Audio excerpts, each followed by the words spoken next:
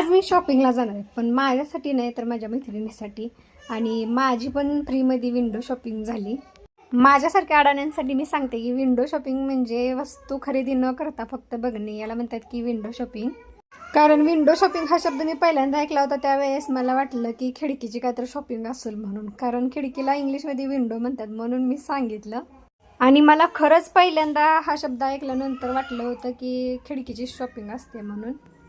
आणि साड्यांच्या दुकानात गेल्यानंतर ही एवढी कन्फ्यूज होती म्हणून हिनं मला सोबत नेलं होतं, कारण एवढा साड्यांचा ढीग पुढं बघल्यानंतर तिला सुचत नाही कुठली घेऊन कुठली नको म्हणून. आणि नंतर साड्यांची शॉपिंग झाल्यानंतर आम्ही गेलो चप्पल घ्यायला. तिथं पण तिचं तीच चालू होतं. एवढा चप्पलांचा ढीग होता तरी तिला एक पण पसंत येत नव्हती, तर पण नंतर कशी तरी एक पसंत केली. आणि नंतर आम्ही गेलो पाणीपुरी खायला. तिथं वेगवेगळ्या फ्लेवरची पाणीपुरी होती. तिथं खाल्ली पाणीपुरी आणि नंतर पोरांना फ्रुटी घेतली प्यायला. आणि मला माहिती आहे पोरांना फ्रुटी दिलेली चांगलं नसते, कारण ती प्यायला चांगलं नसते, कवाचं पॅकिंग केलेलं असते ते माहीत नाही, पण पोरं ऐकत नाहीत म्हणून पोरांसाठी घेतली.